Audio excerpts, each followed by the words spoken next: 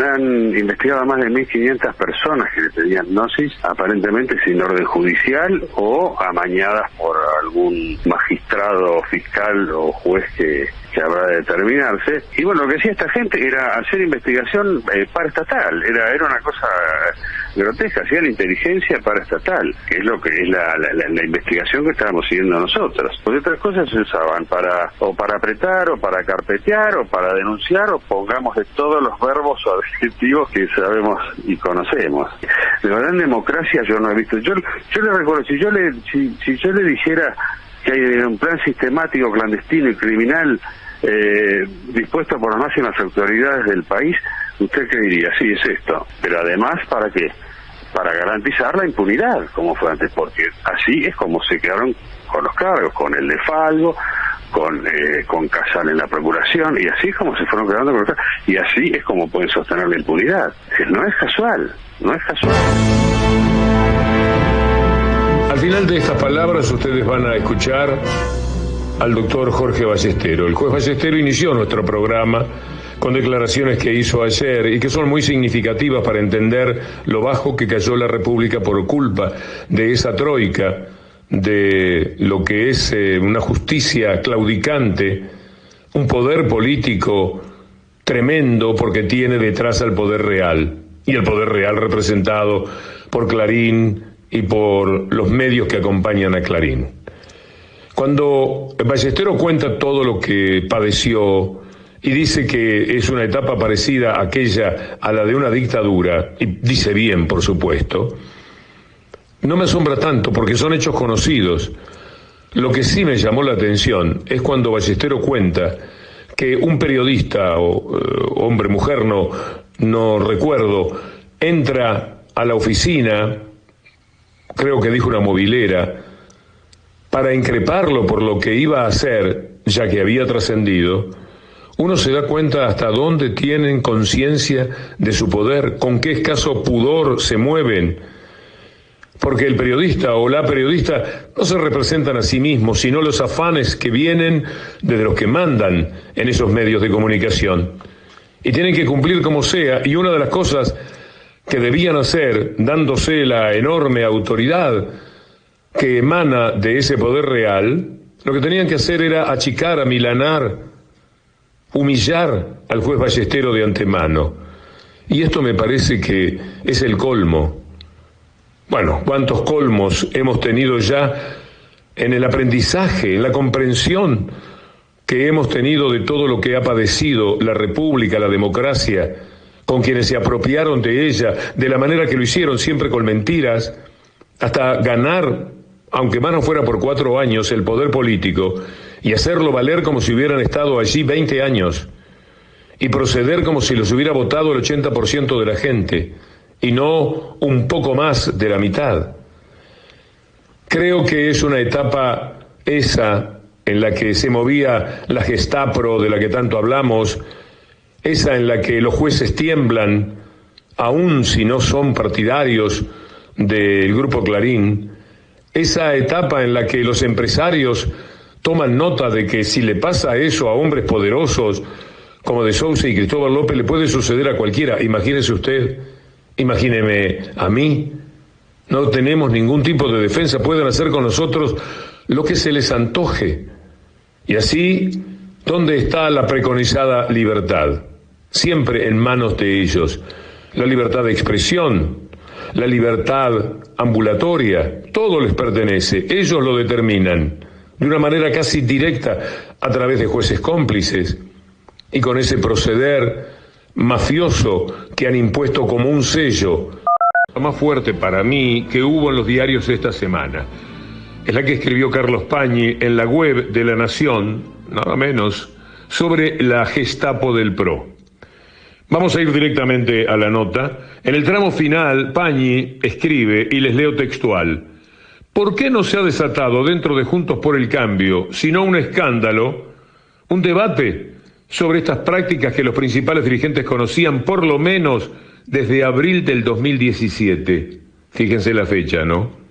Sigue Pañi: solo se tiene registro de que cuando la semana pasada Cristian Ritondo pidió un respaldo para Vidal al resto de la coalición, los representantes de la coalición cívica pusieron como condición una condena a la presencia de espías en el encuentro del Banco Provincia, y ahí terminó todo. El respaldo quedó limitado al PRO de la provincia. Pero luego Pañi va por el radicalismo y se pregunta, en esa nota que salió hace 3 días, creo, de la que nosotros hemos hablado mucho, porque es muy importante que de ese lado de la opinión política se diga tamañas verdades como estas. Después buscará usted el porqué, pero lo importante es que está dicho. Esto para nosotros vale oro. Bueno, voy a lo que dice, y leo textual, Pañi sobre el radicalismo. ¿Por qué el radicalismo que cogobierna la ciudad de Buenos Aires guarda silencio y tolera la permanencia de De Stefano como funcionario? ¿A qué se debe, por ejemplo, el silencio de una figura estelar como Martín Lustó, senador por la ciudad? La respuesta es vergonzosa, porque De Stefano representa al vinguero Angelici. Está muy bueno eso. Se juega en la nota, Por eso, un respeto. Sigue Pañi. Además de gestor judicial de Macri, Angelici ejerce una gran influencia sobre el radicalismo porteño. Esta afinidad es tan determinante que, para más de un entendido, explica el desembarco de Carlos El Chapa Retegui como ministro de Deportes de la mano de Lustó.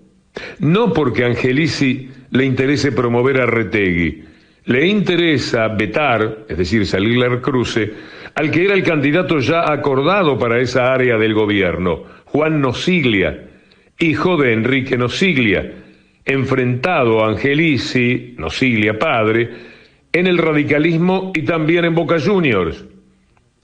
Pañi está hablando aquí en su nota de la maniobra que le quisieron echar la culpa a Carrió. Dice que no es así, que no fue Carrió, que Carrió con el Nosiglia hijo se lleva bien, al que odia es al padre, veterano Rasputín, digo yo, del radicalismo.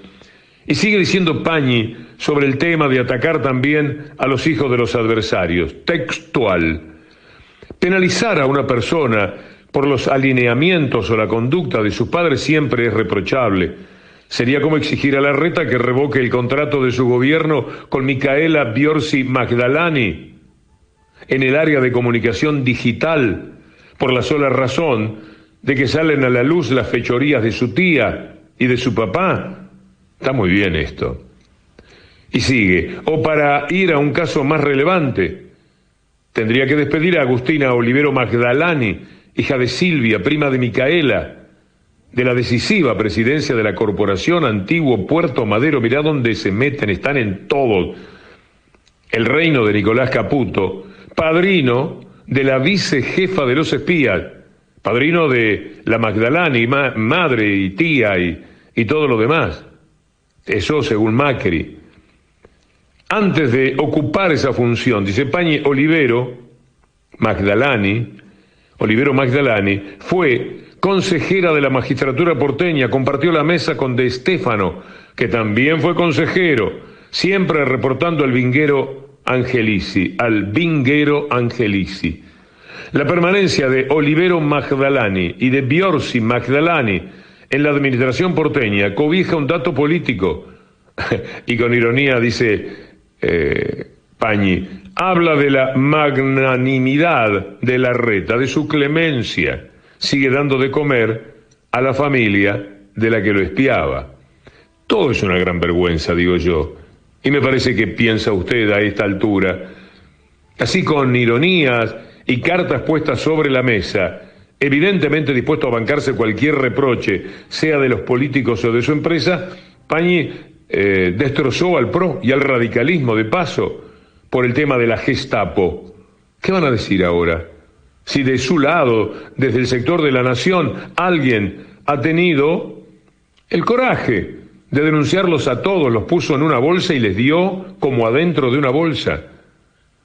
Todo de la Gestapo es una gesta del PRO. El espionaje, la persecución, la mentira. El fastidio que hubo en la semana contra Pañi no tuvo límite.